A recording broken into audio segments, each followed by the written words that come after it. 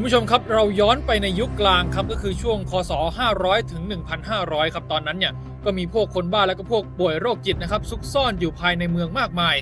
ผู้ป่วยและคนบ้าเนี่ยก็มักจะอยู่ในความดูแลของนักบวชเป็นหลักครับคอยบำบัดและเยียวยาคนบ้าหรือผู้ป่วยโรคจิตด้วยความที่เป็นหน้าที่ของพระนักบวชแบบนี้นะครับสถานที่ทางศาสนาในสมัยนั้นจึงถูกใช้เป็นจุดบำบัดและคุมขังไปในตัวครับ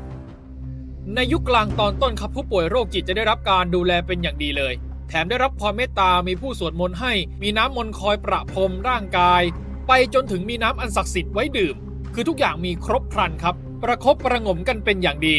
แถมมีการพาผู้ป่วยไปทัวร์ตามสถานที่ที่ควรเคารพต่างๆครับและที่สำคัญเลยก็คือมีพิธีขับไล่ผีออกจากร่างกายผู้ป่วยด้วยคือเขาเชื่อว่ามีผีมาเข้าสิงทำให้ผู้ป่วยเนี่ยเป็นบ้าครับยิ่งสถานที่ทางศาสนาบางที่ครับเขาจะมีศาลบูชาเทพเจ้าไว้จัดพิธีไล่ผีที่แปลกประหลาดออกไปด้วยนะครับเช่นหมอเกเลนครับที่เป็นแพทย์ชาวโรมันเชื้อสายกรีกซึ่งตัวเขานั้นนะครับมีอิทธิพลต่อวิทยาศาสตร์และการแพทย์ของตะวันตกเป็นอย่างมากมาเป็นเวลานานกว่า1,000 ปีเลยวิธีการรักษาของเกเลนก็คือสำหรับผู้ป่วยที่เชื่อว่าผีสิงให้ใช้สมุนไพรเฉพาะและสมุนไพรอีก 2-3 ชนิดมาบดรวมกันและเอาสมุนไพรที่บดได้เอาไปผสมกับเบียร์และน้ำมนต์แล้วเป่าพ่นใส่หน้าผู้ป่วยแบบแรงๆครับปูด2ปูด3ปูดก็ว่ากันไปแล้วแต่เทคนิคของแต่ละคนครับโดยเชื่อว่าวิธีแบบนี้จะทำให้ปีศาจเตลิดเพ่นหนีไปเองผู้ป่วยจะคืนกลับมาเป็นปกติ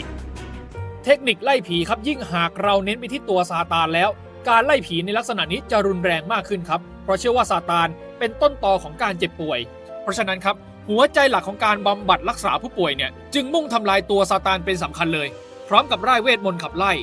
เทคนิคการบำบัดรักษาแบบนี้ครับเขาเชื่อกันว่ามีประสิทธิภาพเป็นอย่างมากเช่นเชื่อว่าสามารถไล่ผีปีศาจออกได้ถึง5ตัวจากร่างผู้ป่วยคนหนึ่งได้เลยไม่ว่าจะเป็นปีศาจที่มีอำนาจเพียงเล็กน้อยไปจนถึงปีศาจในระดับหัวหน้าเหล่านี้ก็จะถูกขับไล่ออกไปหมดครับและการไล่ผีแบบรุนแรงยังคงมีอยู่เช่นการเฆี่ยนให้อดอาหารล่ามโซ่และการกักขังหรืออื่นๆที่หนักกว่านี้ซึ่งเราขอไม่พูดถึงจะดีกว่านะครับและยังเชื่อกันอีกว่าถ้ายิ่งให้ผู้ป่วยถูกกักขังอยู่กับความสกปรกมากปีศาจที่สิงอยู่ภายในตัวผู้ป่วยก็จะหนีออกไปเพราะไม่อาจทนอยู่กับความสกปรกได้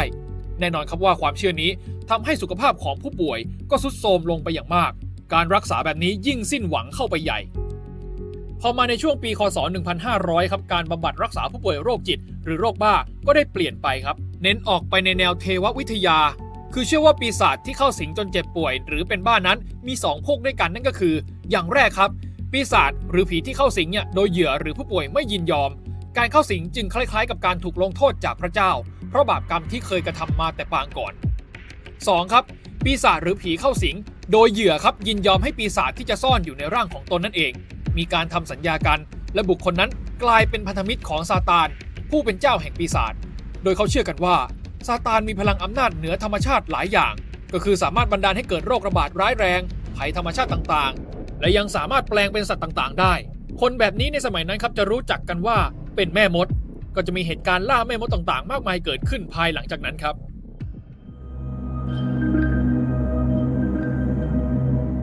ในปี 1987 ครับมีนักบวชท่านหนึ่งท่านคือหลวงพ่ออามอสเป็นชาวอิตาลีครับเขาได้ประกอบพิธีกรรมไล่ผีเป็นครั้งแรกเมื่อวันที่ 21 กุมภาพันธ์ปี 1987 ผู้ถูกผีสิงเป็นชาวไร่อายุ 25 ปีพิธีไล่ผีปีศาจถูกจัดขึ้นที่มหาวิทยาลัยสังฆราชอันโตเนียนัมในกรุงโรมเมื่อหลวงพ่ออามอสเดินทางมาถึงครับเขาต้องตกใจเลยทีเดียวเพราะนอกเหนือจากบาทหลวงและผู้ถูกผีสิงแล้วก็ยังมีล่ามแปลภาษาด้วยเพราะต้องมาช่วยสื่อสารกับท่านก็อย่างที่ว่าไปครับท่านเป็นคนอิตาลี